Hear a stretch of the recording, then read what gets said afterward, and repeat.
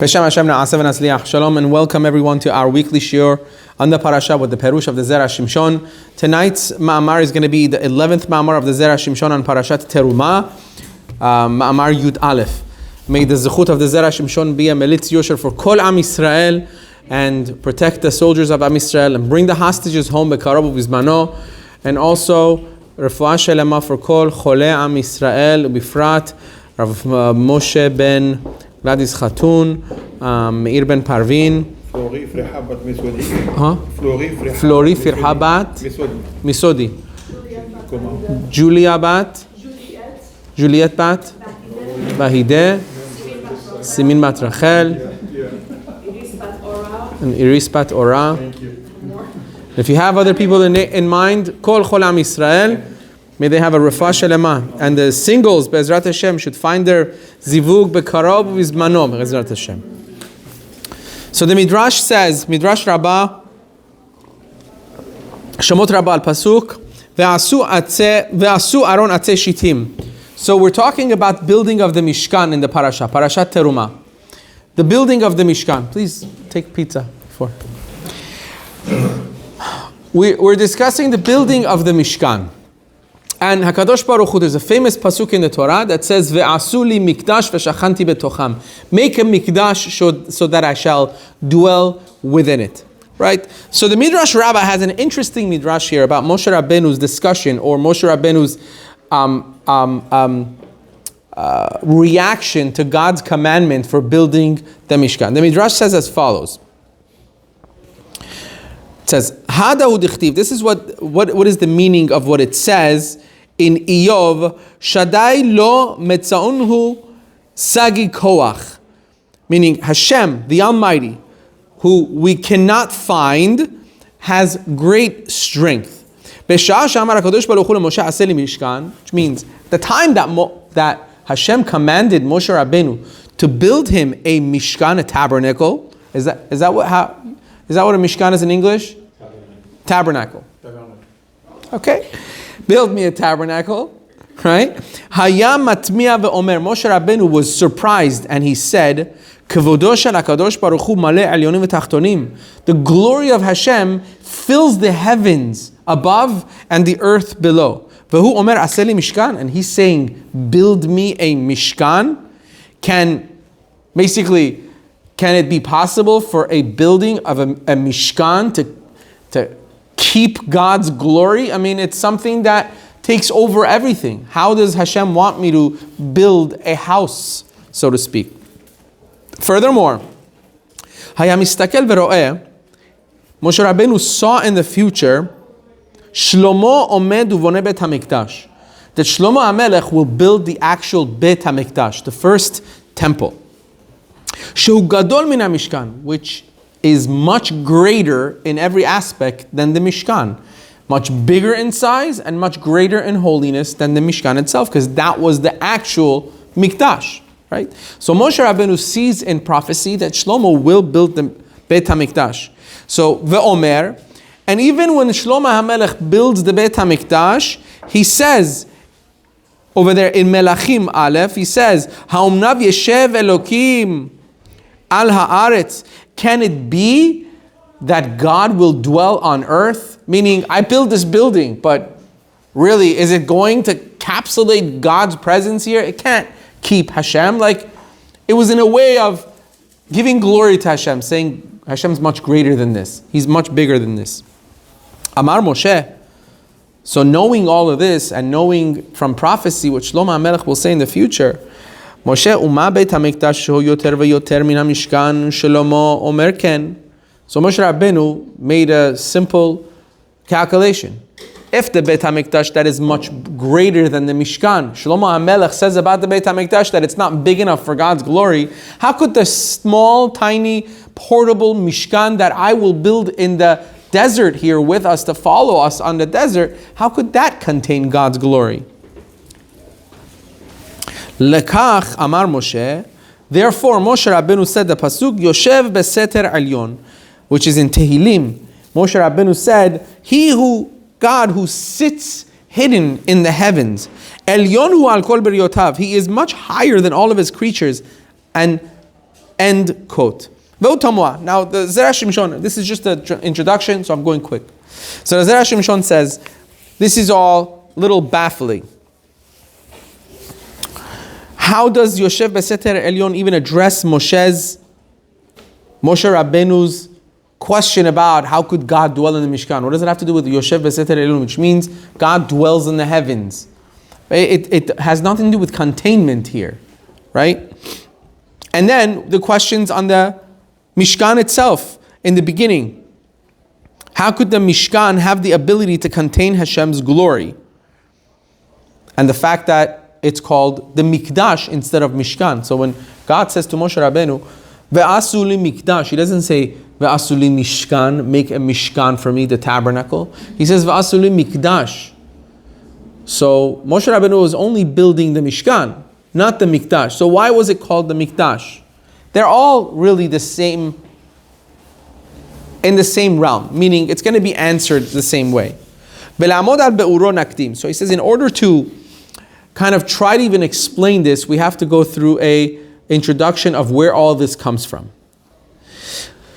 In Gemara, in Talmud Baba Batra 25a, it says, there is a discussion between Rav Sheshet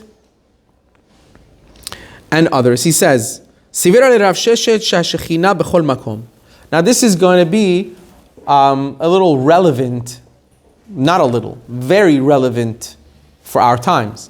Rav Sheshet says that the Shekhinah of Hashem, the glory of Hashem, resides everywhere, manifests its presence everywhere, meaning God's glory is everywhere. V'katvu sham to Tosafot, and the Tosafot have written over there, Decholhani amorae let lehu the Tanyat bebrachot, says those that say that God's glory is everywhere are arguing on other rabbis in Talmud tractate Berachot who say shechayav adam leitpalel neged Yerushalayim, that each person has to pray when you're praying during the day, when you're doing the Amidah. Where do you face? East. If you're in the United States, you face east. Why do you face east from the United States of America? We're facing the temple, right? We're facing Eretz Yisrael, Yerushalayim. We're facing the Beit HaMikdash. That comes from Berachot. The Gemara Berachot Chachamim say, if you're davening, you're praying anywhere, you have to face the Mikdash. You have to face where the Beit HaMikdash was. Meaning what? The Shekhinah, they hold, the Shekhinah, God's presence, is there. Meaning only there. So if you're praying, face that direction. However, in Baba Batra, the Chachamim say, God's presence is everywhere. So according to them, you can face anywhere you want. Right? If you're in Yerushalayim, you don't face east. There's an app on my phone. It's called the Mizrach app, which is Mizrach meaning Yerushalayim, right? The Temple Mount, right?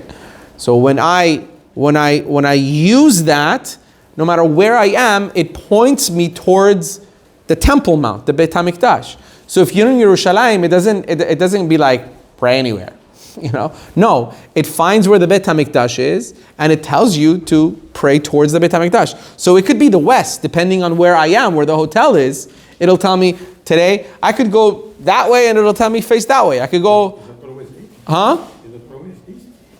No, it's not always east. It's always pointing towards Yerushalayim, right? So, huh? So you have to be, depending on where you are on the map, on the globe, right? According to Gemara Berachot, depending on where you are on the globe, you have to face Yerushalayim. So, I don't know.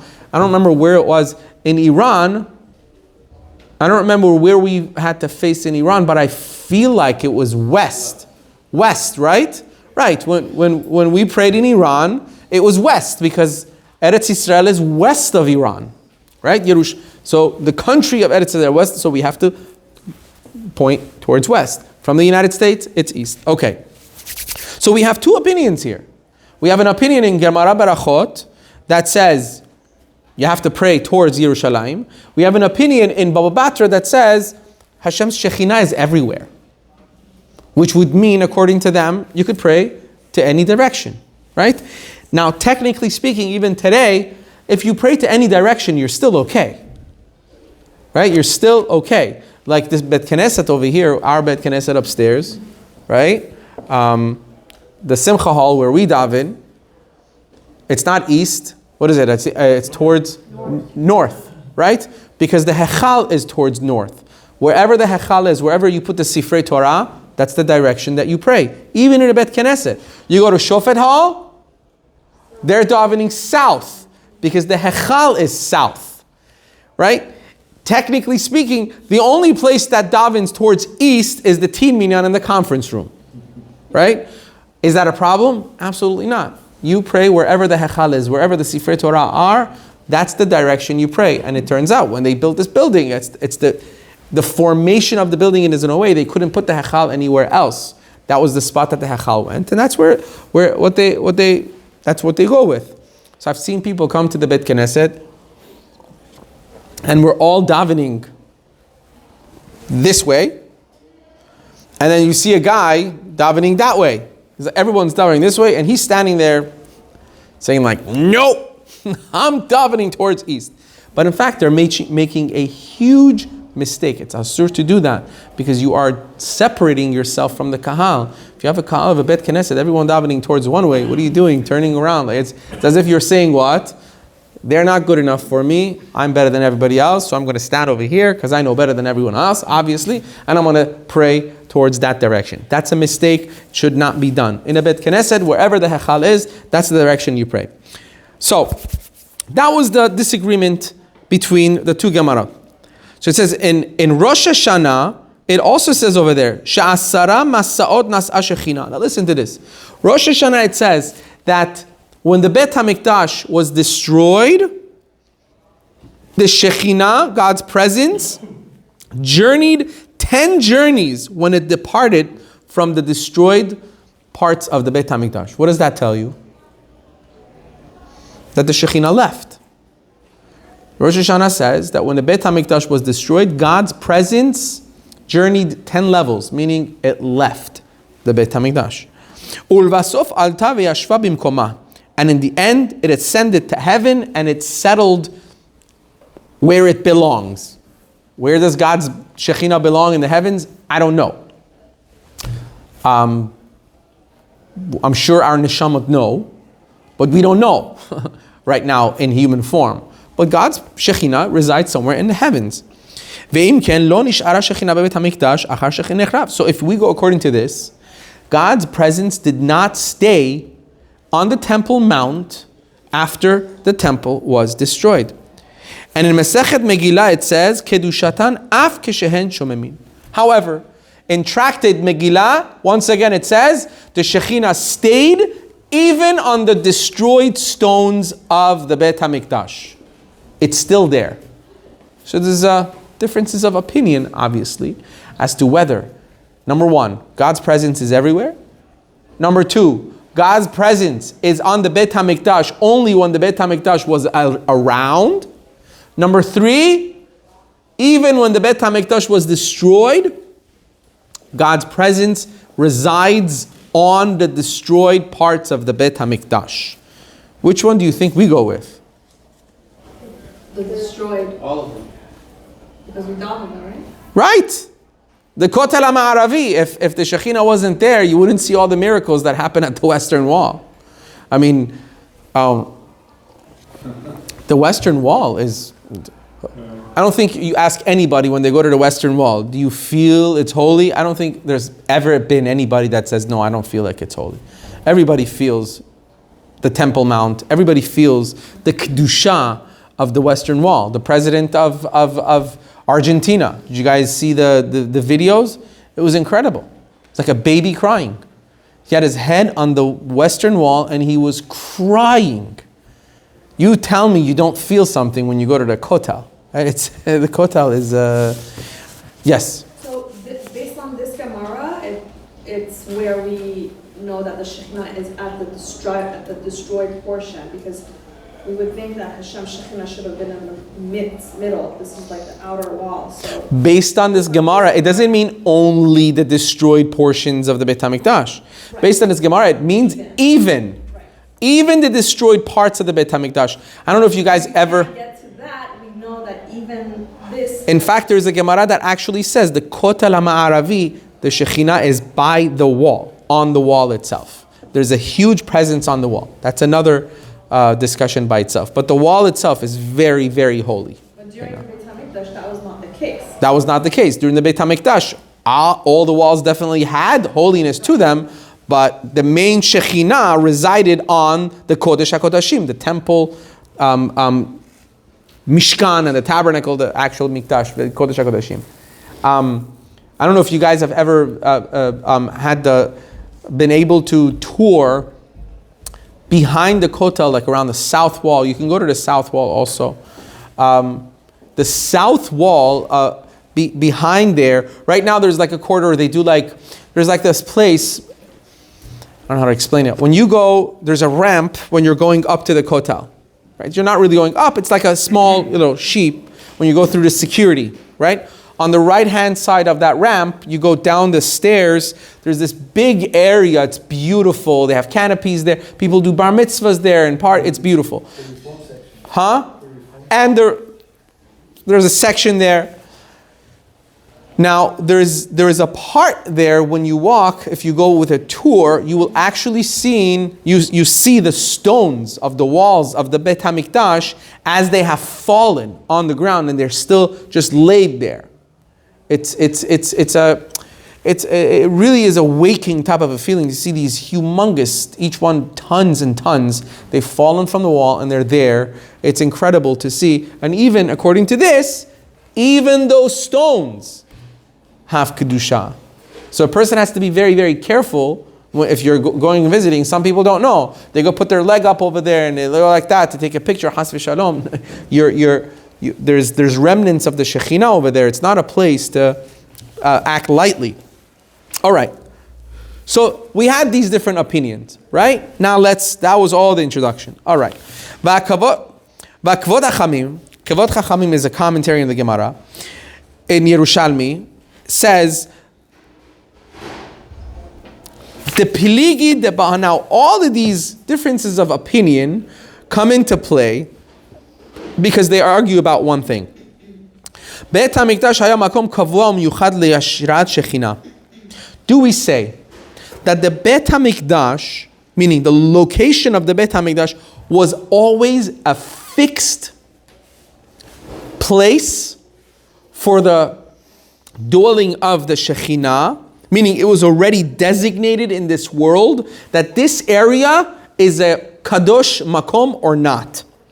והוא מקום מקודש מעולם ועד עולם וקדושת המקום גרמה שלא תסתלק השכינה אפילו בחורבנו. Do we say that this piece of land that we call the Temple Mount, do we say that it was created holy and its holiness is intrinsic, and because of its holiness Hashem wanted the Beit HaMikdash there, which would mean that this holiness will never leave, whether it's destroyed, not destroyed. The holiness still resides there. Do we say that? Or Dilma, or do we say,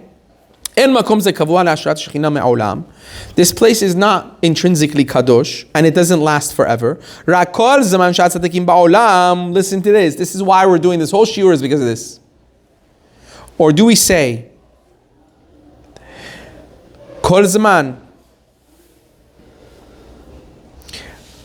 while Shat Tzadikim Ba'olam, as long as the righteous reside in this world, as long as there are righteous people around, Shora Shekhinah Ba'adam, God's presence, HaKadosh Baruch Hu's Shekhinah, dwells in this land because of them. However, when there is an increase of evildoers and Resha'im in the world, this Shekhinah leaves and all of the Kedusha becomes batel. That's what that's what the Kavod Chachamim say. That there is an argument here there's a difference of opinion whether the land itself holds the Shekhinah, which would mean whether the Beit HaMikdash is destroyed or not, the Shekhinah is there, or do we say no, it's not the land, and it's not even the Beit HaMikdash. When there is righteous people in the world, they're the ones who bring Kedushat HaKadosh Baruch Hu in the world. When there are righteous people in the world, they are, so to speak, lahavdil, the Shekhinah. They are the bringers of the Shekhinah. And he's going to go into this. Bezeu biur midrash. So he says, this is the biur, this is the explanation of this midrash. Keshamar HaKadosh Baruch Hu leMoshe, when Hashem said to Moshe Rabbeinu, Ve'asu li mikdash ve'shachanti betocham. Build a mikdash for me so I can dwell within it. Nitkasha leMoshe lama amar mikdash ve'lo mishkan. Moshe had a question. Moshe Rabbeinu, why did Hashem say mikdash and not mishkan? I'm not building the mikdash. The mikdash is going to be built by Shlomo HaMelech. I'm building the mishkan. Why is Hashem telling me to build the mikdash? This is not the mikdash, nor is it the place of the mikdash. The mishkan is going to be a portable tabernacle. And also, why does Hashem say betocham and not betocho? Because in correct Hebrew, Hashem would say, build me a mishkan and I will dwell within it. But it doesn't say within it. It says, ve'asu li mikdash, make me a mikdash, ve'shachanti betocham, and I will dwell within them. So, however, when we translate, this is why translation is such a horrible thing for Lashon HaKodesh. It really is. No, that's what the Gemara says. When the first time the Torah was translated, there was an earthquake because it takes away so much. When you see the translations say what? God said to Moses, "Build me a tabernacle, so I shall dwell within it." Right? But if you really read the text, that's not what it really says. It says, "Build me a mishkan, a mikdash, so that I shall dwell within them." So Moshe Rabbeinu had the same question. Why is Hashem saying them? He should say it. He wants me to build a building. He should say I'm going to dwell within it. What's them? Who's them? Mikdash mashma, the fact that he calls it mikdash and not mishkan, it seems shehu makom kadosh la'ashrat hashekhinah. He's calling it this name because it's a place that will have sanctity, kedusha, designated as long as there is a place for the Shekhinah to dwell. It'll be kadosh as long as there is something kadosh to receive it, so to speak. Veze efshar. So he said, but this is impossible. Sha'arei makom zeh shel midbar eno kavua la'ashrat Shekhinah. Moshe Rabbeinu said, I'm building the Mishkan. It's not going to be here forever. It's going to be dismantled. The Jews are going to go into Eretz Yisrael. So that can't be it. It's not going to be intrinsic. It's not going to have Kedusha forever. So that can't be it. ואם נאמר שמקום זה אינו מקודש אלא כפי זכות הצדיקים שיש בדור, and Moshe Rabbeinu is thinking, and if we say this place is going to be only holy according to the righteous people in the generation, וכמו שכתוב, as the pasuk says, ושכנתי בתוכם, because that's what the pasuk says, and I shall dwell within them. So Moshe Rabbeinu is saying, Hashem is really saying, I will dwell within the people. You build me a mikdash. Through the mikdash, I will dwell within the people, the righteous people. So maybe that's what Hashem is saying, asking me to do. Hashem said, He didn't say, I'll dwell within it. He said, I'll dwell within them. He said, if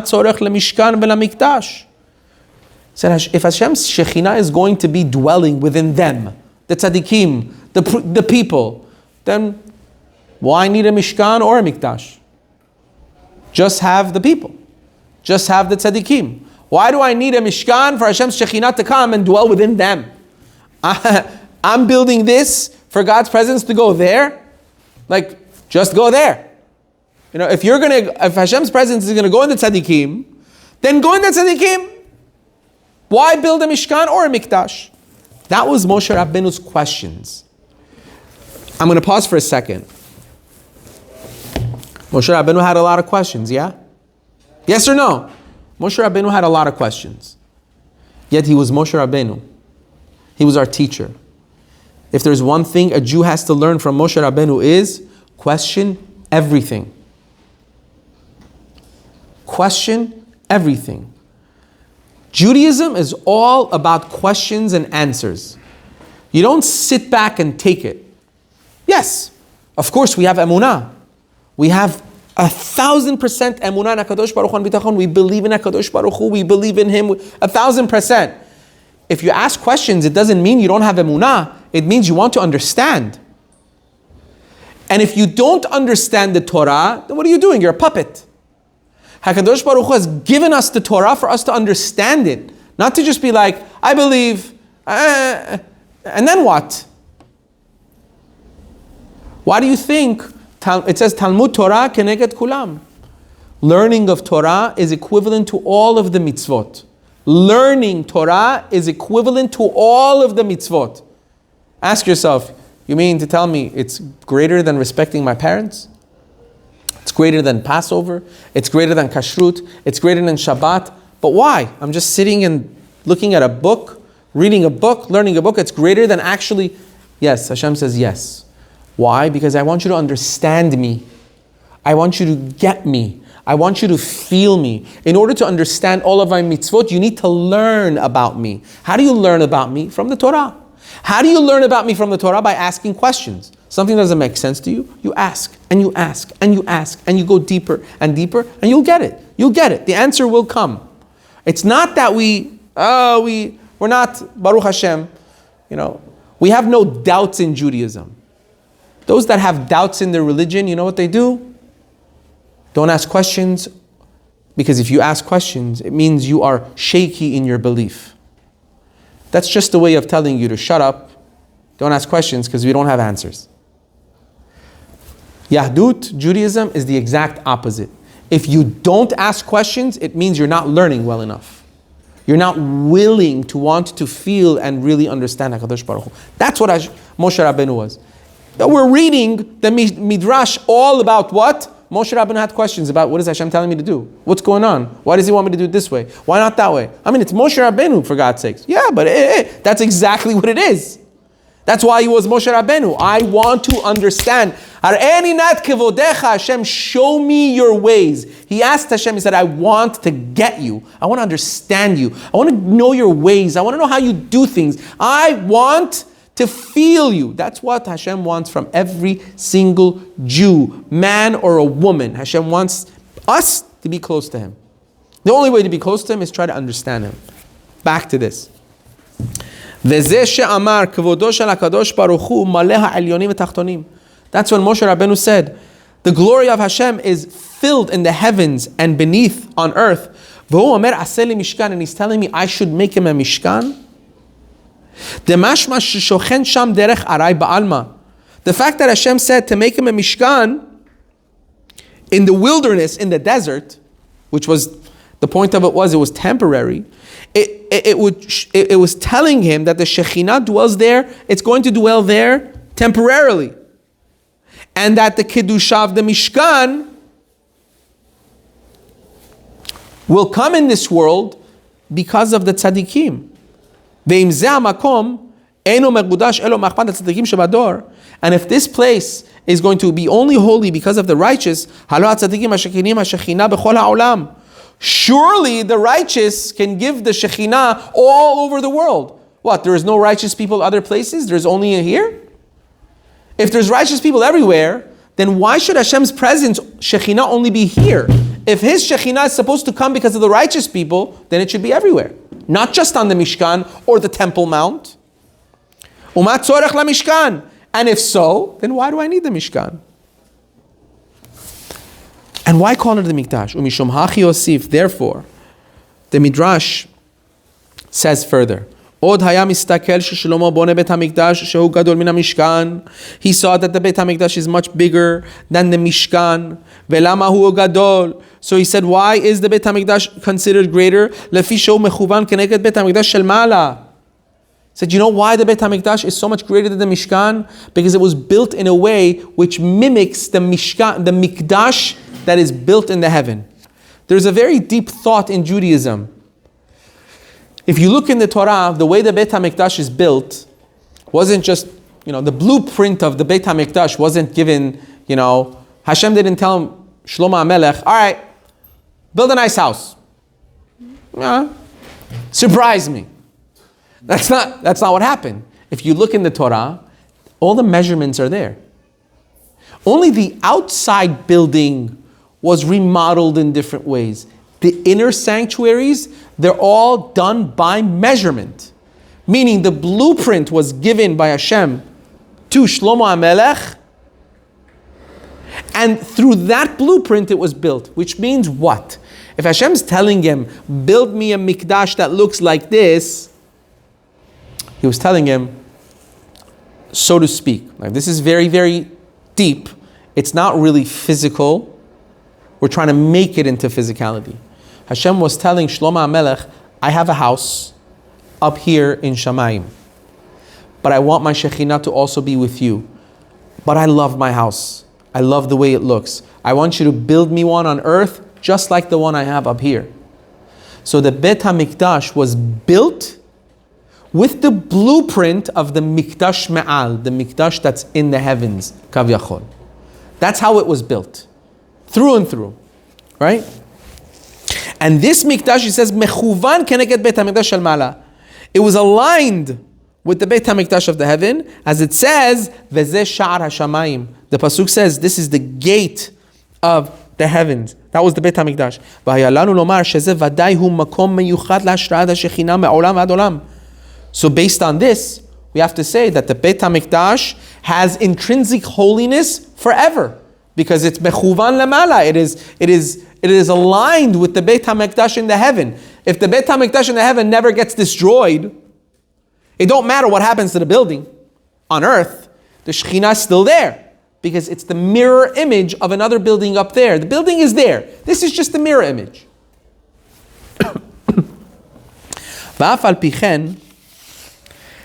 But even with all that, despite all of this, Shlomo HaMelech said, "Ha'omnam yeshev Elokim al haaretz?" Can it be that the glory of Hashem will come and dwell on earth? Even Shlomo HaMelech had that question. He said, I'm building this magnificent building. Can it be that Hashem is going to come and dwell in this? He's so glorious, he's got, right? The Rashi and Radak say that the hay, sometimes, when there's a hay in a word, it's an expression of surprise. So it says ha'umnam. Ha'umnam means, can it be, like surprise, like Shlomo HaMelech was saying, can it be that Hashem's glory will live on earth? Shlomo HaMelech was saying, how could God's glory come and dwell on earth when the heavens itself can't keep him? Nothing is large enough for HaKadosh Baruch Hu. Hashem encompasses everything. He is everything. How could we even fathom the idea of his Shekhinah being anywhere? Even the entire world can't keep it, let alone one mountain, one building, or one Mishkan. V'az amar Moshe, therefore, Moshe said the following, Moshe Rabbeinu, Umayim Beit HaMikdash shehu yoter min HaMishkan. The Beit HaMikdash that's much greater than the Mishkan that I'm building. Shehu mechuvan neged shel ma'ala, because that Beit HaMikdash is aligned with the temple in Shamayim. Afilu hachi Shlomo haya matmiya she'ei efshar leShekhinah la'ashrot sham. And with all of that still, Shlomo HaMelech was doubting whether, he was astonished at the fact that Hashem could dwell within it. Mishkan alachad kama v'kama, how much more so with this small little tiny Mishkan that I'm building? How could Hashem really reside there? Ve'im ken, en tema im karao mikdash shamar v'asur mikdash. Therefore, there is no difficulty in the fact that Hashem called the Mishkan Mikdash. We said one of the questions he had was, why is he telling me, v'asuli mikdash, build me a mikdash? I'm not building the mikdash, I'm building the Mishkan. It's two different things. He says, so now it's not so difficult. Why? Shafilu mikdash mamash enu asui la'ashrat shechina machamat hamakom. It says because even the mikdash wasn't really built to keep the shechina. It has nothing to do with the shechina. So it doesn't matter whether we're building a mishkan or a beit hamikdash. Both of them can't keep Hashem's shechina. It makes no difference. Umikdash umishkan hakol echad. The mishkan and the beit hamikdash are both one and the same. V'akol talui b'tzadikim shabador, because they all depend on the tzadikim of the generation. Shem hem hamamshichim et hashechina kol zaman shehem ba'olam. They're the ones who bring the shechina as long as they're around in the world. However, even though they're the ones that bring the shechina, we still need a makom. We need a place for God's presence. Therefore he said, Yoshev beseter elyon, hu al kol beriyotav. Moshe Rabbeinu said that Hashem sits on the Most High on all of His creations. So to speak, mamash ena b'makom. That the Shekhinah itself is really hidden. It's not actually in the Mishkan or the Mikdash. Ela ruchaniyut nimshach sham machman hatzadikim. It says, however, the holiness is drawn there through the righteous. However, Hashekhinah le'ulamu yoshevet beseter dahainu b'shmei shamayim. However, the Shekhinah always resides in the heavens. It's never really here. It only comes here because of the righteous. Its true rightful place is there. Meaning what? The fact that we had the Beit HaMikdash, the Mishkan, all of that was a way for us to feel, this is my way of seeing it. It was a way for us to, Hashem was basically giving us a gift. Was saying, you want to do something nice? Here, build me a Mishkan, build me a Mikdash. I want you to feel like you're building me a home, which is great. But at the end of the day, all of that is just what's the word? It's not the real thing. The real thing are the tzaddikim. Prime example, okay?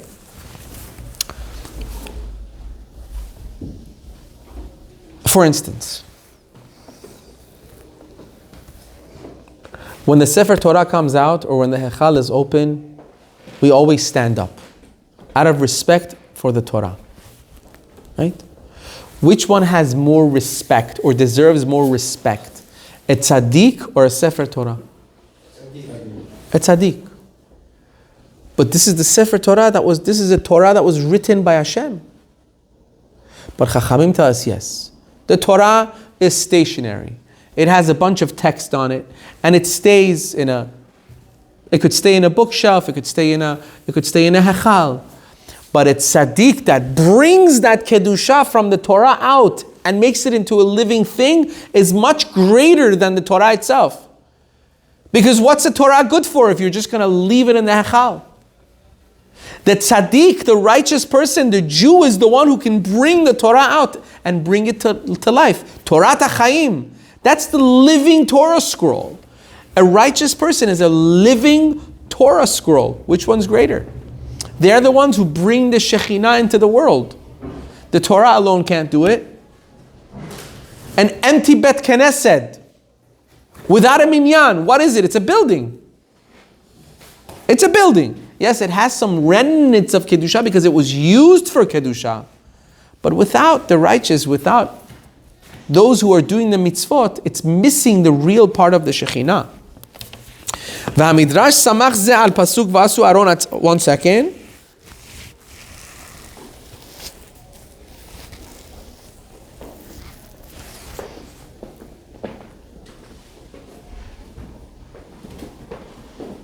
Okay, so now we answered the question as to why Hashem was telling him to, we answered the question as to, what do we go by? Do we say that the land is holy? Do we say that the Beit HaMikdash is holy? So the answer was, it's really all of it and none of it. Kedusha comes from the righteous. That's where it comes from. As long as there are people learning the Torah, as long as there are tzaddikim in the world, there's Shekhinah, and that Shekhinah resides everywhere, but it's also at the remnants of the Beit HaMikdash. But you need the righteous people. Without it, if there's no tzaddikim, there's no Torah, there's nothing. So now we are left, why it was called. Okay, look. Midrash samach ze al pasuk va'asu aron atzei shitim. The Midrash says right before it says va'asu aron atzei shitim. Make for me an aron made out of shittim wood. If you remember, we did this last year about why there is a wooden box inside the aron. כמו שכתבנו לאל בסמוך בטעם שלושה ארונות שעשה בצלאל, that בצלאל built 3 different boxes. דהוי שהצדיקים מוכרחים לפעמים להשתמש בארון של עץ כנזכר לאל. Okay, if you guys remember last year, I'll just refresh your memory and then we're done. Last year when we talked about Parashat Terumah, we spoke about how Bezalel, who built the Aron, built it out of 3 boxes. The outer box was gold, inner box was wood, and then the inner box was gold again. Meaning, there was a wooden box that was covered from inside and out by gold.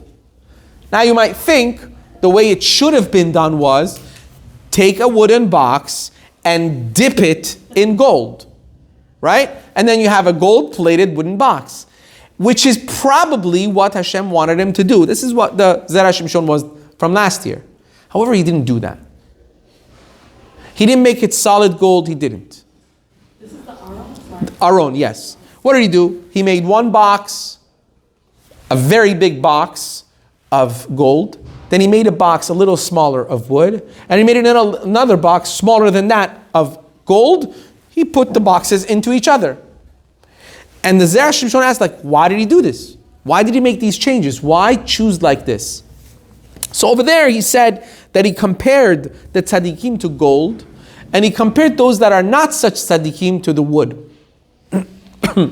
They can't be connected to each other because the tzaddik cannot learn anything from those that are not tzaddikim. However, he said there are times that even the tzaddikim need the laymen, those that are not as big as they are, those that are not so perfect in their ways. Tzaddikim also need them in the world. That was what the Zera Shimshon was last. So he says like this.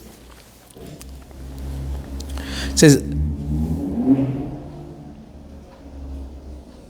Sha'af tzaddikim, even the tzaddikim mukhrachin bif'amim, they also need once in a while leishtamesh ba'aron shel etz kenizkar le'el. They also need to use wood, meaning tzaddikim need to be gold. They need to be the best. But once in a while, they also need to use wood, which is a lower class, so to speak. Meaning, lelech achar hanaot haolam hazeh lekiyum gufam. The tzaddikim also need to do certain things that are bodily pleasures of the world. They can't all be spirituality. After all, we are all human. They also need to use some of the physical things of this world. And sometimes, occasionally, they have to kind of give favor to evildoers. And they can't be pure gold. Because of that, therefore, Hashem needed a place that He will have His Shekhinah there, and that place will always remain holy. Why? Because He knew that the righteous sometimes go up and down. And He can't depend on His Shekhinah to depend on them all the time, because they'll go down, they'll come back up. So Hashem was saying, I still need a mikdash, and that place will always remain holy, not because truly my Shekhinah needs the land. No, my Shekhinah needs the righteous more than anything else. But the righteous will have their downtime sometimes.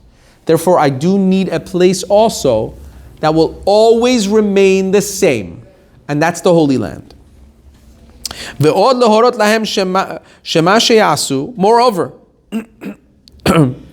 having the mikdash in this world teaches the righteous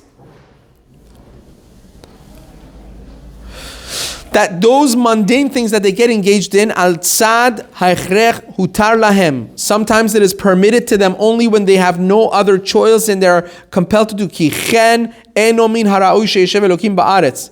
For just like Hashem's Shekhinah does not belong here, so too tzaddikim don't belong with so much physicality. Just like Shlomo HaMelech says, even though Hashem knew that he will reside in a place called the Beit HaMikdash, he still said, V'shachanti betocham, I will dwell within them. He was referring to the tzaddikim of the generation. But why is it that he still needed a piece of land or a building? Because he knew once in a while the tzaddikim are going to be, and therefore there has to be a, so to speak, a olamit place, a fundamental place that will last forever, that will have the Shekhinah. Rabotai, when I did this Zera Shimshon, not that I needed to change my outlook on the righteous of our generation, but it was a good wake-up call for me. I was having a conversation with another Rav this past week, and I was feeling a little, it's easy to feel a little down, because look, in the past 11 years, 10 years, we have lost so many of the greatest tzaddikim of the generation. I feel like all of a sudden in a span of 10 years, all the greatest just left. Rav Steinemann Zatzal, Rav Steinberg Zatzal, Rav Ovadia Yosef Zatzal, Rav Chaim Kanievsky, Rav Dr. Torsky, Rav Dr. Rav Elyashi. I mean, it's like, you keep like, and it's scary. It's scary because you feel like,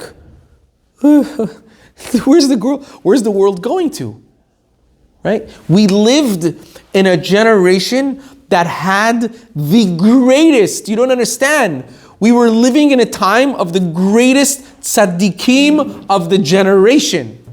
For generations. There's that people met Chacham Ovadia Yosef when he was younger. There were people that said about him, they said his neshama, his soul, is from the soul of the Rishonim, which is basically saying his soul is not from this time. He's from 300-400 years ago. That's how great he was. He didn't belong to our time. Okay, Rav Elyashiv, Rav Chaim Kanievsky, he did a siyum on the entire Torah once a year. Not just the Talmud. The entire Torah once a year on Shushan Purim, on Erev Purim, sorry. You know how incredible that is? So it's easy to get scared. But Chachamim tell us that when the sun sets on one tzaddik, the sun has already risen on another. There's always tzaddikim in the world. We just don't know. They're there, or else the world wouldn't survive. This is why they're saying that. The world would not survive unless there were tzaddikim in the world. Why? Because as the Zera Shimshon told us, they bring the Shekhinah into the world. So when you're around a righteous person, don't be embarrassed. Don't be afraid to be around them. Get in there. Get your bracha. Get an etzah from them. Ask them about what to do in life. Because they have the Shekhinah with them. They're the tzaddikim of the generation. They have the Shekhinah. Don't miss out on, I went and I was there, I was close by and I could have. It's so sad that sometimes, a lot of times, see that like after a righteous person passes away after 120, then there's these books that come out about them, and everyone's like, "Yeah, you heard about Rav da-da-da, you heard about da-da-da, you heard he was so great, da-da-da-da." But when he was alive, people are like, yeah, I passed by the street every day. Or people are like, yeah, we lived on that block. Did you ever get a bracha? No. We have to take the opportunity. There's tzaddikim in the world today. We have to take the opportunity to dwell in their presence, to get brachot from them, to get etzot from them, to ask them their opinion about things and listen to them. And I've said this hundreds of times, and I'm going to say it again. Harav Eliyahu Netaneli should be 120, who lives a few blocks from here. He's one of the greatest tzaddikim of the generation. Fact. You don't want to be that person that says, yeah, I lived a few blocks away. Yeah, we lived in LA. After 120, like, did you get a bracha? No. And I'll end with this. I went to a very great Rav in Eretz Yisrael once to get a bracha. There were people standing in line to get a bracha from him. Okay? So I'm standing in line. Finally, my chance comes, me and my friend, and we're standing and we're like, Kvod Harav, we come from Los Angeles to get a bracha. He goes, Atem in Los Angeles? I said, yeah, we're from Los Angeles. So this is us trying to get a bracha, right? He goes, Atem makirin Harav Eliyahu Netaneli? Do you know Harav Eliyahu Netaneli? And me, I'm like, yeah, he lives down the block from us. He goes, go over there and get a bracha from him. Wow. Do you understand? Do you understand?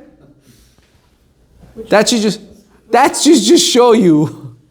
That's just to show you that whenever we live with them, we don't really recognize their value. But the tzaddikim bring the Shekhinah. They bring the Shekhinah.